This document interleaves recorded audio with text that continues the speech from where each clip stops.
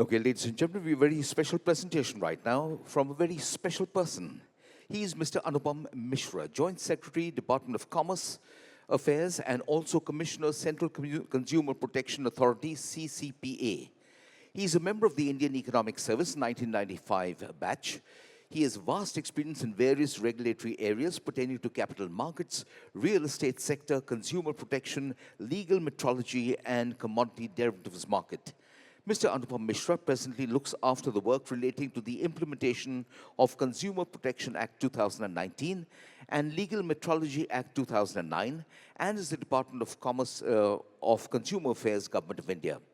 Prior to this, he worked at the Ministry of Housing and Urban Affairs, where he was involved with the implementation of the Real Estate Development and Regulation Act 2016 and various issues pertaining to housing policy.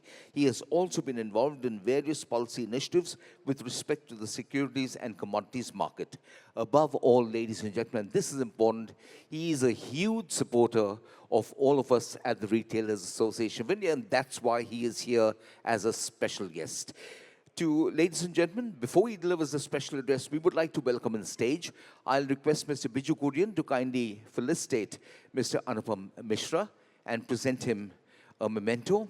I'll request Mr. Kumar Rajagopalan and Mr. Gautam Jain also to join us on stage as we present him gifts from our gifting partners. Mr. Biju Kurian, Chairman, felicitating Mr. Anupam Mishra. Mr. Kumar Rajagopalan, CEO REI, felicitating Mr. Anupam Mishra, and Mr. Gautam Jain, Director Advocacy, REI. A wonderful photograph there.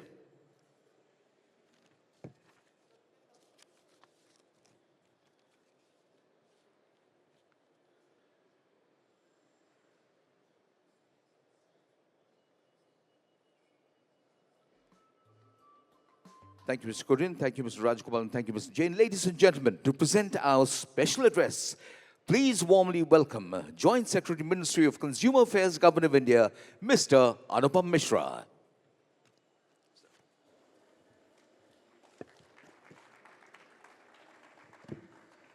Thank you and good morning.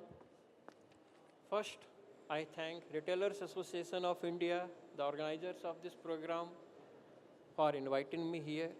It's a great honor, privilege, and pleasure for me to be amongst you. I have seen the list of speakers today, and perhaps I'm the only odd one out. When we try to do something as an industry, we come and say, no, this is this rules violation, this is this act's violation, you cannot do this, we are that red light. But the core remains the same. You want your consumers to be happy. You want your consumers to be with you always. We want your consumers to be happy with you, and that a happy consumer is what we want, and a happy consumer is what we all want here who are here in the room. So Department of Consumer Affairs, basically, we cover each and every aspect of the consumer. So briefly, I will cover what we do. As a consumer, what is our first pain point?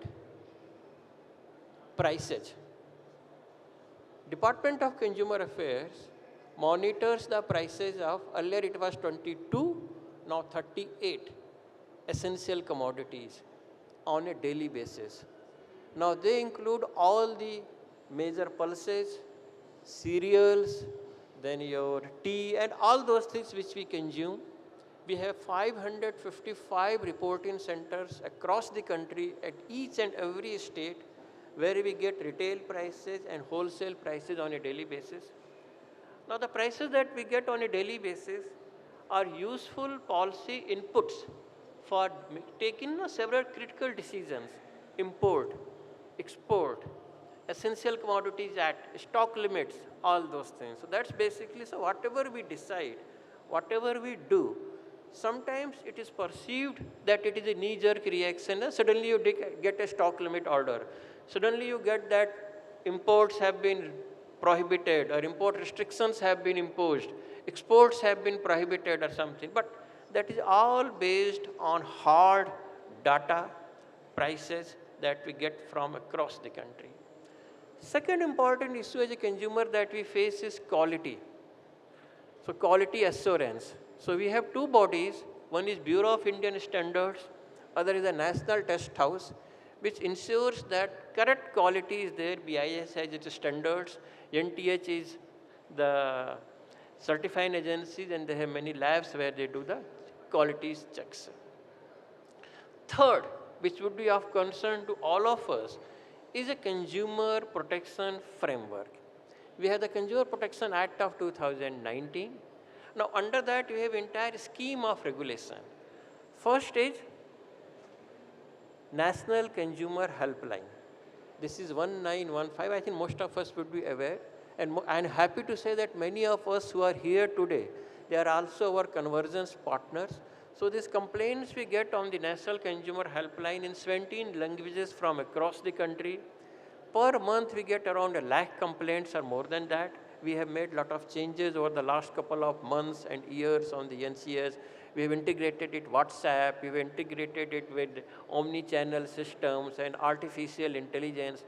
These complaints that we get, we pass it on to the concerned company, which are our convergence partners, and the resolution that the company gives is passed on to the consumers. So what I would urge on, as on date, we have more than 1,000 convergence partners. I would request that those companies which are not our convergence partners, it's a very, very seamless and easy process, they can be our convergence partner. Second framework that we have under the consumer protection is the consumer commissions. We have consumer commissions at the district level, we have consumer commissions at the state level, then at the national level. At a district commission, cases up to 50 lakh can be filed. At a state commission, up to 2 crore, and beyond 2 crore, it has to go to the national commission. So state commission becomes the appellate authority for the district commission, and national commission is the appellate authority for the state commissions. Another important thing is the quantity measurement. Then another framework is of the CCPA, Central Consumer Protection Authority, that was set up in 2020, and I am the commissioner, and our secretary is the chief commissioner of the CCPA. And in the past 3 to 4 years, we have issued around 300 notices or so. So idea is basically what the CCPA does is, those issues which impact consumers as a class, misleading advertisement and unfair trade practices impacting consumers as a class. So what happens, suppose there is some violation, some unfair trade practice. Each and every consumer, we don't expect that he will go to a court, then take a remedy. So as a class, CCPA can take action, and in the past, basically CCPA has taken, and I will just mention 2 or 3. One was during COVID times, these flights were cancelled. Many of the consumers had booked tickets for the travel during those COVID times when the flights did not take place. So there were issues that payments were not been made by the travel portals and wherever they had booked.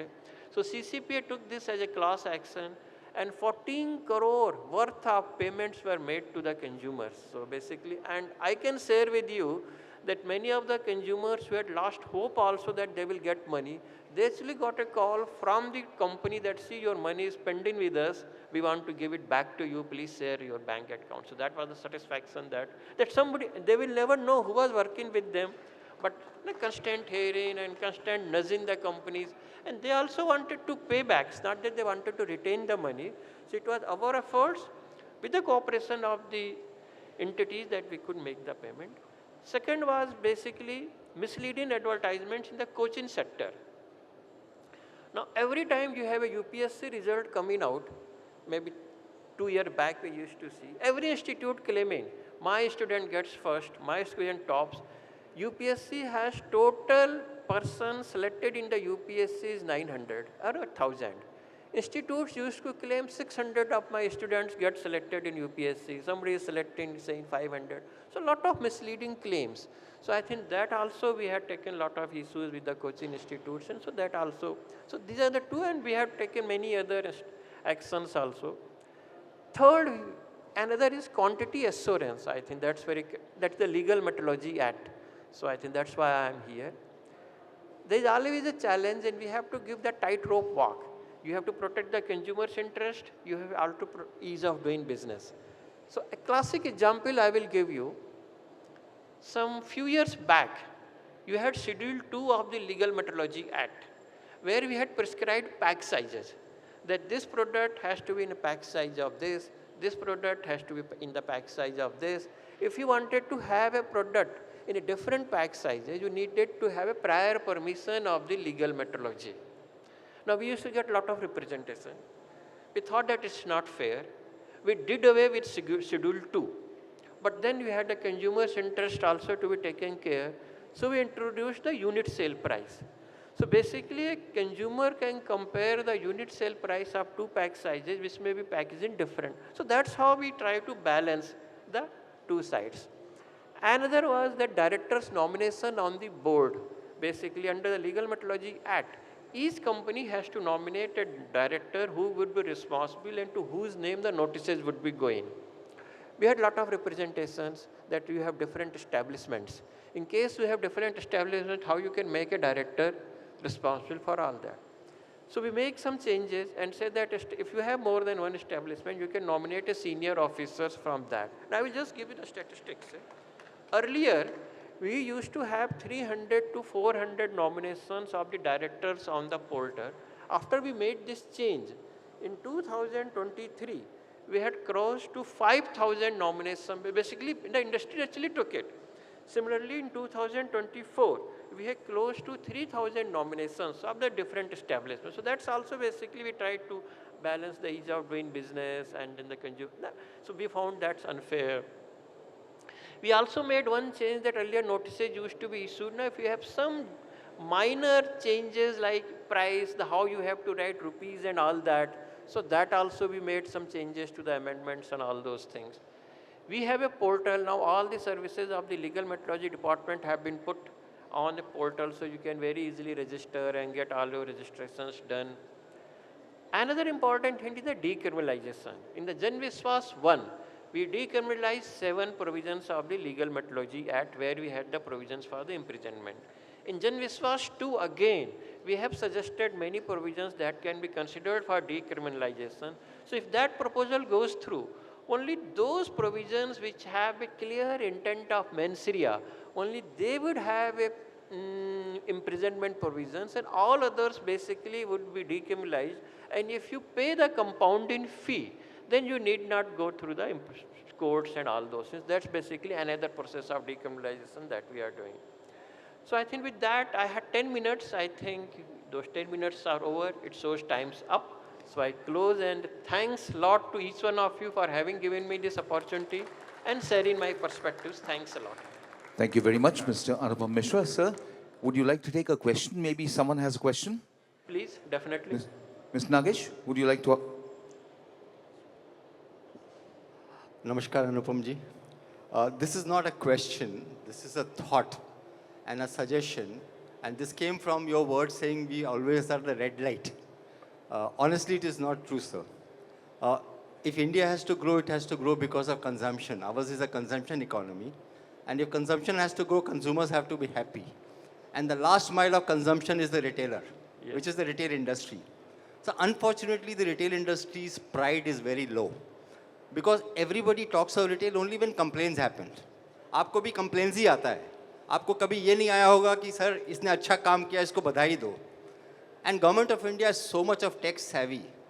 My request to Consumer Affairs is, can you also have a portal where a consumer can appreciate the work that a retailer does? Sir, COVID May, India is the only country in the world. There was not any riot for food. We reached food as retailers to every house, 1.4 billion houses, sir. And it's a fabulous work the retail community has done. So just set up a portal, sir. Let everybody write about the good parts. Today, AI allows you to select. End of the year, sir, you recognize those retailers who have been appreciated by the consumers. It will be a big, big boost for the retail industry, sir. I think that's very useful suggestion. We take note of it. I will internally discuss it, and then we will see what best we can do about it. Thanks a lot, sir.